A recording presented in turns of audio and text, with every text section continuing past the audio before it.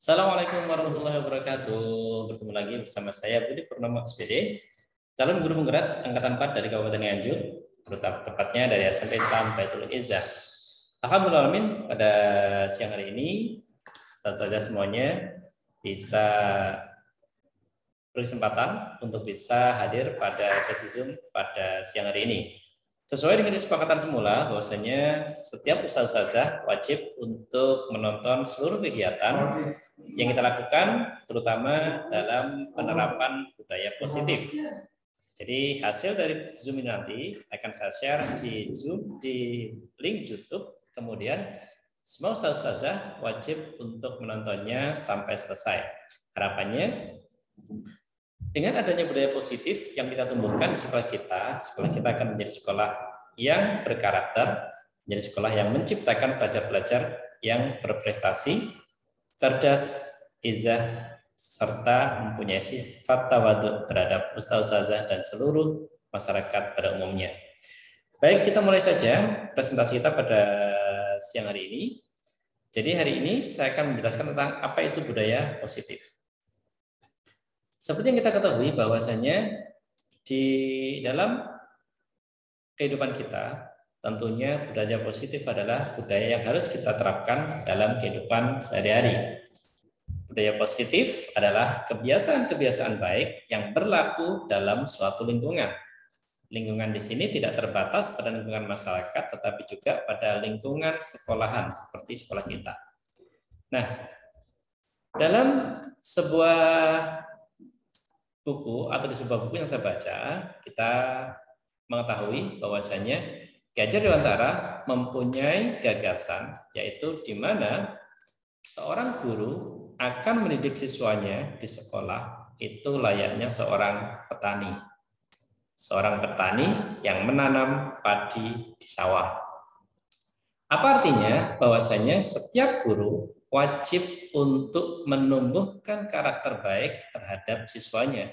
Seorang guru wajib untuk bisa menuntun, wajib untuk bisa menjadi motivator bagi siswa-siswinya.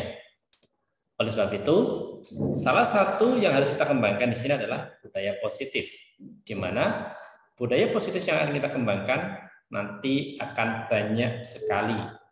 Kita akan membahas satu persatu sehingga nanti bisa lebih detail. Nah, untuk siang ini yang akan kita bahas adalah tentang perubahan paradigma stimulus respon dan teori kontrol, kemudian motivasi perilaku manusia, kemudian yang berikutnya adalah konsep disiplin positif, kemudian keyakinan kelas, hukuman, dan penghargaan. Kemudian hal lainnya yang akan kita bahas adalah 5 kebutuhan dasar manusia, kemudian 5 posisi kontrol, dan segitiga restitusi. Dari istilah-istilah di atas, saya yakin banyak istilah-istilah baru, karena memang ini adalah paradigma baru di era pembelajaran saat ini. Dan paradigma ini atau perubahan-perubahan ini nanti akan ada dalam kurikulum sekolah penggerak dan juga kurikulum prototipe yang sedang dikembangkan. Kita mulai dari yang pertama, yaitu tentang stimulus respon. Nah, stimulus respon ini adalah sebuah teori atau sebuah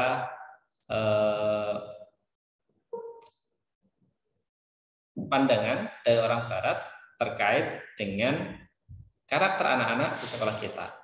Nah, stimulus respon sendiri ini sudah sangat lama dipakai. Sedangkan saat ini teori yang terbaru untuk menangani anak-anak kita adalah teori kontrol. Apakah ada perbedaan yang mendasar antara stimulus respon dengan teori kontrol? Tentunya sangat banyak. Nah, di sini kita akan mencoba untuk menjelaskan terkait perbedaan stimulus respon dan juga teori kontrol dalam 6 pandangan. Yang pertama, kalau kita lihat di teori stimulus respon bahwa kita sebagai seorang guru mengubah pandangan anak-anak kita agar sama dengan pandangan kita. Sedangkan di teori kontrol ini adalah kita sebagai seorang guru berusaha untuk memahami pandangan siswa kita terhadap dunia. Artinya apa? Dalam teori stimulus respon, kita memaksa anak-anak kita untuk memahami apa yang kita pahami. Namun di dalam teori kontrol, kita mengembangkan apa yang sudah dipahami anak, sehingga apa yang sudah dipahami anak ini itu akan menjadi pemahaman yang sama dengan yang kita pahami. Jadi perbedaannya ketika stimulus respon ini cenderung memaksa, sedangkan kalau teori kontrol di sini kita lebih bisa mengembangkan. Kita tidak memaksa, tapi kita adalah menuntun anak untuk mendapatkan jati dirinya. Ini yang pertama. Kemudian yang kedua, dalam stimulus respon adalah perilaku buruk itu dilihat sebagai kesalahan. Sedangkan kalau dalam teori kontrol, semua perilaku anak-anak kita ini dilakukan tentunya dengan tujuan. Jadi dalam stimulus respon, ketika kita melihat kesalahan anak, ini adalah keburukan yang mereka lakukan. Namun dalam teori kontrol di sini adalah ketika anak melakukan kesalahan, maka kita wajib untuk bisa memberikan umpan balik, memberikan pertanyaan kepada mereka, sehingga mereka bisa menjelaskan mengapa mereka melakukan ini, mengapa mereka melakukan kesalahan itu. Nah, dari situ kita bisa memberikan motivasi bahwasanya apa yang mereka lakukan sebetulnya adalah salah. Kita tunjukkan yang benar seperti apa. Nah, itu adalah teori kontrol. Kemudian yang ketiga adalah dalam teori stimulus respon, seorang guru itu bisa mengontrol murid. Sedangkan dalam teori kontrol adalah kita tidak akan bisa mengontrol anak-anak, tetapi kita bisa untuk memberikan arahan, memberikan pemahaman kepada mereka. Kemudian cara yang keempat adalah seorang guru dalam teori stimulus respon itu bisa mengontrol orang lain, sama dengan yang nomor 3 tadi. Yang nomor 5 adalah bahwasanya dalam teori stimulus respon, pemaksaan ada saatnya mengalami kegagalan. Sedangkan dalam teori kontrol, bahwa kolaborasi dan konsensus kita terhadap anak-anak kita akan menciptakan pilihan-pilihan baru sehingga anak-anak lebih kreatif ketika melakukan kegagalan. Mereka mempunyai pilihan-pilihan lain yang akan membuat mereka semakin termotivasi, justru bukan terpuruk. Ini sangat berbeda dengan ketika teori di stimulus respon. Yang terakhir adalah perbedaannya bahwa dalam stimulus respon, cara berpikir kita atau cara berpikir anak-anak itu cenderung menang dan kalah. Namun dalam teori kontrol, kita diharapkan untuk bisa memberikan model pemikiran kepada anak bahwasanya anak itu adalah selalu menang dan menang. Menang di sini bukan berarti menang dalam segala hal, namun mereka bisa menang itu ketika mereka mampu untuk bisa memperbaiki apa yang ada dalam diri mereka, walaupun tidak lebih baik dari teman-temannya. Contohnya, misalkan si A mempunyai peringkat 1, kemudian si B ini mempunyai peringkat 5. Ketika si B dalam akhir pembelajaran mampu untuk mendapatkan peringkat 3, dia sebetulnya sudah dikatakan menang. Walaupun si A mungkin masih menjadi nomor 1. Tetapi di sini kita lihat bahwasanya si B sudah menunjukkan perkembangan dari peringkat 5 menjadi peringkat 3. Artinya dia sudah memenangkan apa yang ada dalam dirinya. Nah, ketika kita sebagai guru bisa memotivasi anak seperti itu, tentunya anak-anak akan semakin termotivasi dan untuk menjadi lebih baik. Ini adalah tentang teori stimulus respon dan juga teori kontrol. Kemudian yang kedua, yang akan kita bahas adalah tentang teori perilaku manusia. Ada 3 hal yang memotivasi manusia dalam berperilaku. Yaitu yang pertama, motivasi eksternal. Motivasi eksternal di sini adalah 1, untuk menghindari kenyamanan atau hukuman. 2, untuk mendapatkan imbalan dari orang lain. Mari kita lihat dengan kondisi anak-anak kita atau kondisi siswa kita. Adakah dari siswa kita yang mencoba untuk menghindari sebuah hukuman? Ataukah adakah dari anak-anak kita yang mencoba untuk melakukan kebaikan demi untuk menghindari sebuah hukuman? Tentunya banyak.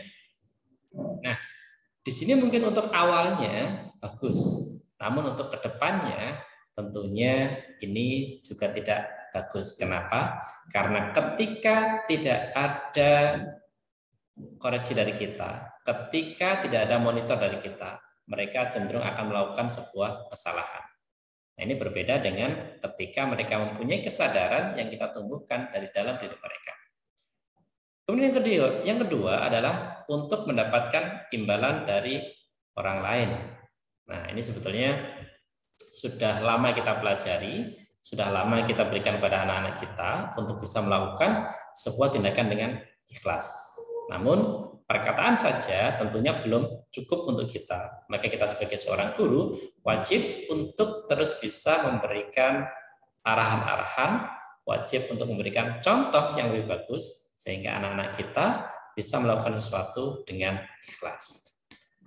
Kemudian yang kedua adalah motivasi internal. Nah, ini yang sangat diharapkan.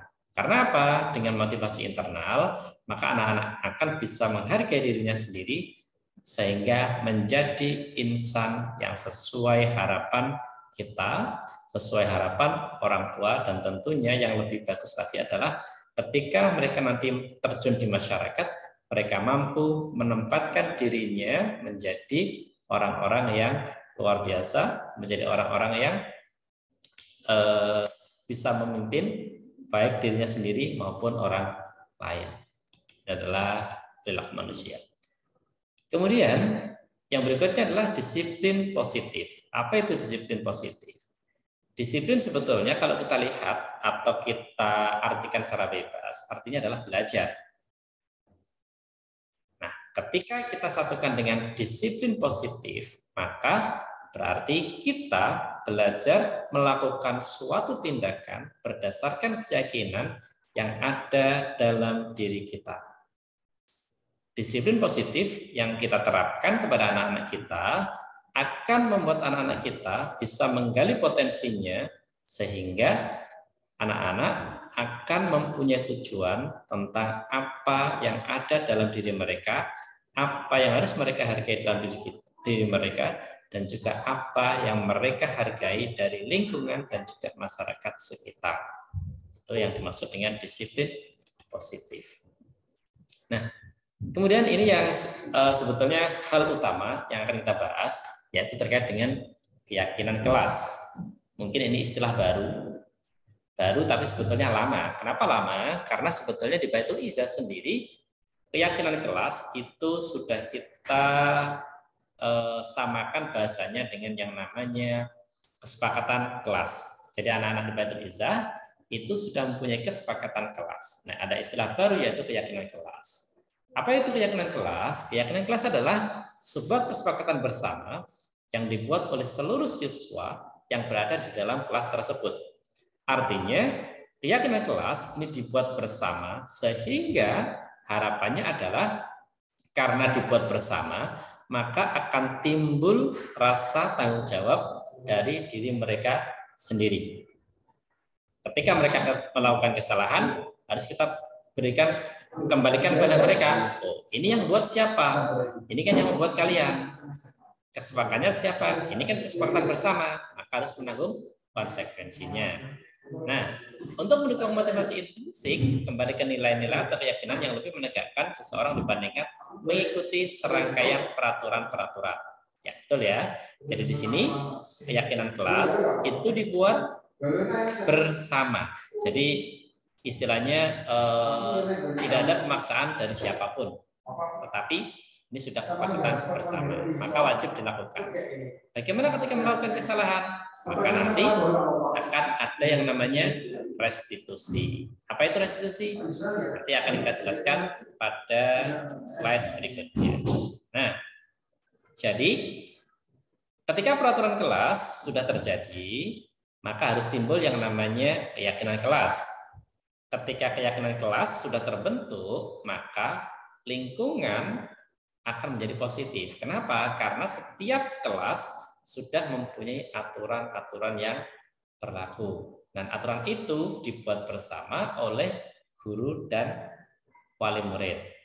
Dan juga guru dan wali kelas berserta dengan anak-anak. Artinya peraturan yang dibuat ini sudah kesepakatan bersama.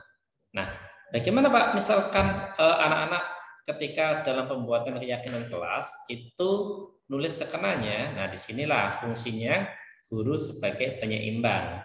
Artinya ketika ada peraturan-peraturan yang istilahnya dibuat tidak serius atau dibuat sesuka hatinya, guru di sini bisa memberikan arahan, guru bisa memberikan motivasi sehingga peraturan yang dibuat akan sesuai dengan harapan sekolahan. Nah, ketika keyakinan itu sudah terbentuk, lingkungan terbentuk, maka budaya positif tentunya akan sangat mudah diterapkan. Kita akan melihat anak-anak pasti akan sangat ramah satu dengan yang lain, karena biasanya dalam keyakinan kelas itu pasti ada yang namanya 5S, bagaimana mereka senyum, bagaimana mereka salam, sapa, dan lain sebagainya. Termasuk juga kebersihan kelas, dan lain sebagainya. Nah, itu adalah keyakinan kelas yang akan membuat budaya positif di dalam sekolahan itu menjadi lebih baik. Nah, kemudian terkait dengan hukuman dan penghargaan. Apa boleh hukuman, Pak? Boleh. Penghargaan apa boleh? Boleh. Namun kita lihat di sini. Hukuman, sebisa mungkin menghukum sesuatu kita itu harus kita hindari. Lebih baik hukuman diganti dengan konsekuensi. Loh, bedanya apa, Pak, antara hukuman dengan konsekuensi? Tentunya beda. Hukuman itu lebih bersifat untuk membuat mereka jera, tetapi tidak ada efeknya. Artinya kita berniat untuk membuat mereka jera, tetapi anak-anak kita, murid-murid kita jarang untuk bisa jera ketika hukuman itu kita terapkan. Namun ketika konsekuensi logis ini kita terapkan, konsekuensi logis itu adalah sesuatu kesepakatan yang sudah kita sepakati bersama dengan anak-anak. Ketika mereka melakukan ini hukumannya ini, melakukan ini hukumannya ini. Nah, ini mereka akan sadar. Oh, sebelum saya melakukan harus dipikir dulu. Jangan-jangan nanti ketika saya melakukan ini sebuah kesalahan. Nah, ini bedanya hukuman dengan konsekuensi. Kemudian ada lagi yang namanya adalah penghargaan. Apakah penghargaan itu perlu? Kita lihat. Tidak semua penghargaan pasti akan menghasilkan sesuatu yang baik. Kenapa? Nah, jadi gini, penghargaan itu kalau kita memberikan penghargaan kepada anak-anak kita, kemudian penghargaannya berupa uang, maka suatu saat ketika mereka melakukan kebaikan, ketika mereka melakukan sesuatu yang berprestasi, mereka akan meminta penghargaan kepada kita. Nah, ini berbeda dengan ketika kita memberikan penghargaan itu berupa sebuah pujian atau sebuah doa kepada mereka. Ini akan berbeda dengan yang berupa materi. Baik, kemudian yang akan kita bahas berikutnya adalah tentang kebutuhan dasar manusia. Jadi ada 5 kebutuhan dasar manusia, yaitu bertahan hidup, survival, diakui dalam kelompok, kemudian kesenangan, fun, kebebasan, freedom, kekuatan, power. Jadi siswa kita itu juga mempunyai 5 ini dalam diri mereka. Sehingga ketika kita melakukan sesuatu, sehingga kita memberikan arahan kepada mereka, memberikan tugas kepada mereka, 5 ini terkadang muncul dalam diri mereka. Yang pertama adalah bertahan hidup, survival. Contohnya ketika anak-anak belajar, di sini mereka akan mengerjakan sebaik mungkin. Kemudian mereka akan melakukan dengan sangat baik. Untuk apa? Untuk biar diakui dalam kelompoknya. Namun terkadang ada yang tidak mengerjakan, bahkan cenderung lebih kepada kebebasan ya. Mereka tidak perlu. Saya kan tidak butuh soal-soal seperti ini. Nah, berarti mereka butuh kebebasan. Atau dalam sebuah kelas misalkan ada anak yang sangat berkuasa, berarti dia memang butuh kekuatannya. Atau ketika dalam kelas itu anak-anak membutuhkan sebuah kesenangan, tentunya ini adalah kebutuhan dasar manusia dalam hal fun atau kesenangan. Nah, ini yang harus kita sadari, harus kita pahami sehingga ketika dalam pengajaran kita akan mampu untuk bisa memberikan pelayanan terbaik pada anak-anak. Kenapa? Karena kita paham, ternyata anak ini butuh kebebasan. Anak ini butuh kesenangan. Anak ini butuh untuk diakui dalam kelompoknya. Sehingga kedepannya ketika ini kita kuasai, kita akan bisa menciptakan sebuah perangkat pembelajaran yang bisa digunakan dalam satu kelas itu sesuai dengan kebutuhan dasar masing-masing anak. Kemudian kita sebagai guru, mari kita sadari tentang posisi kita.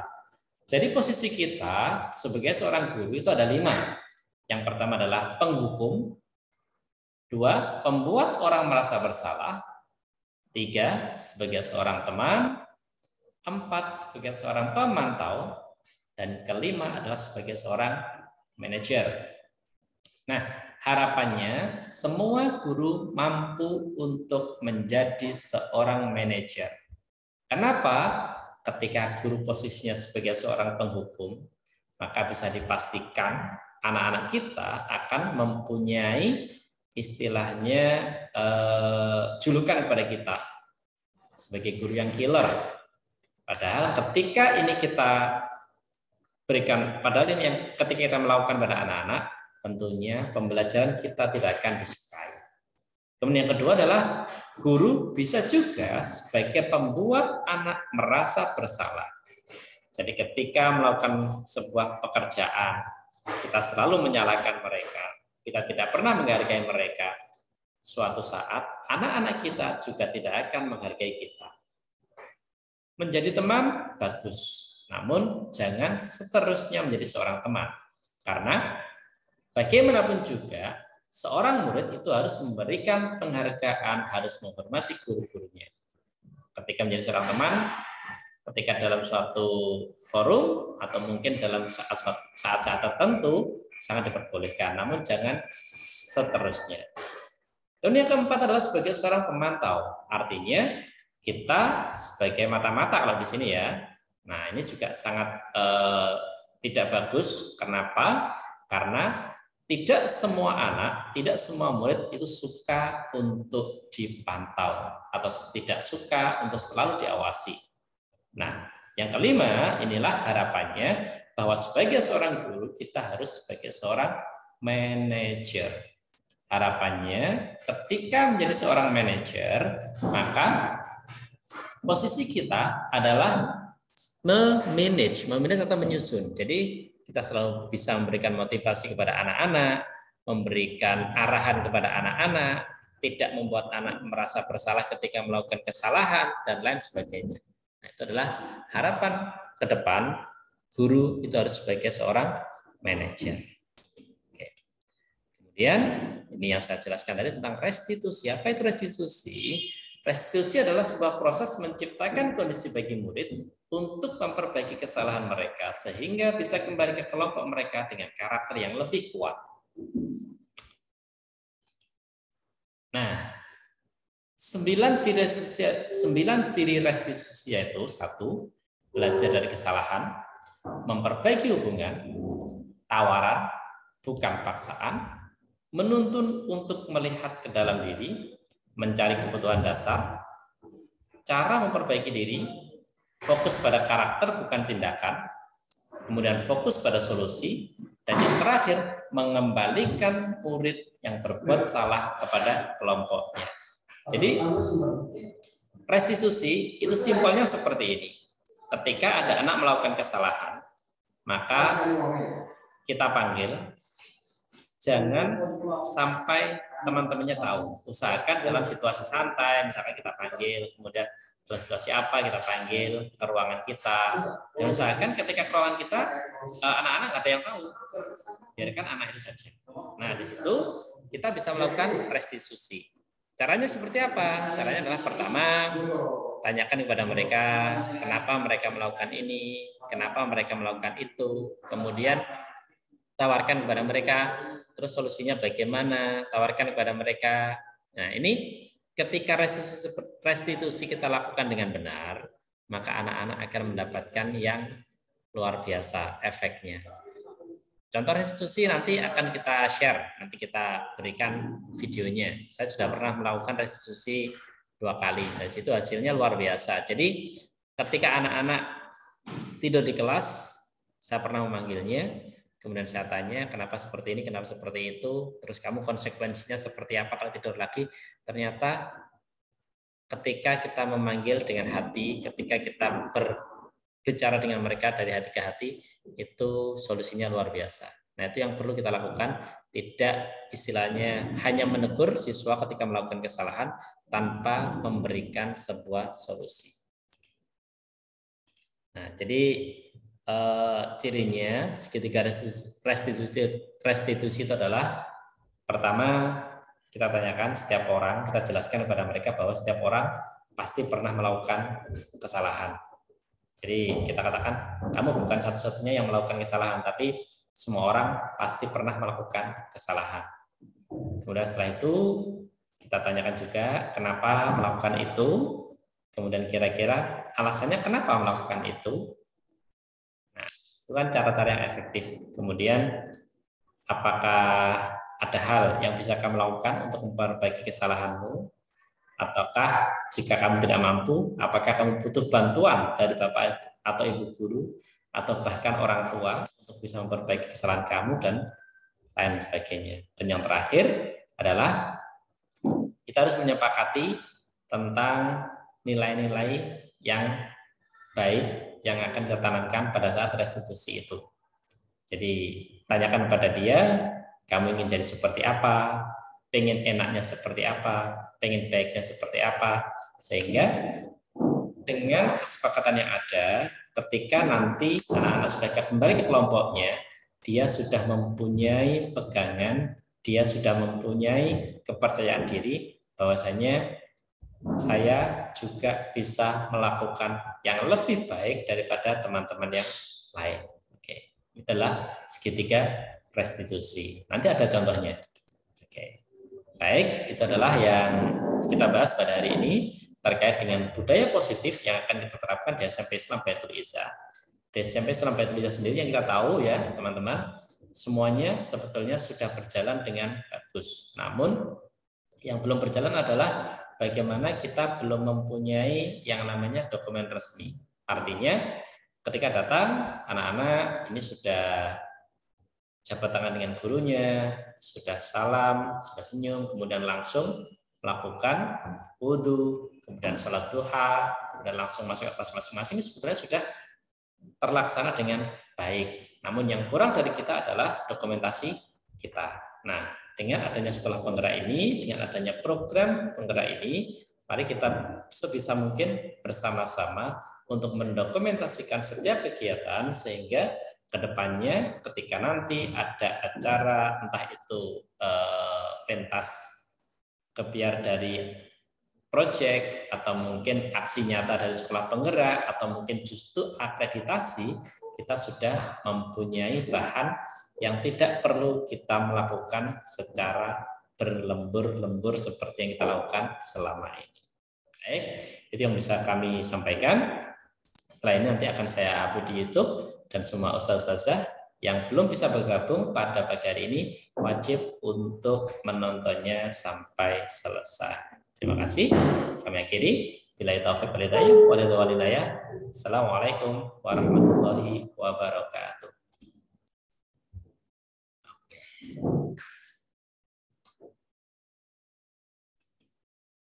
Okay.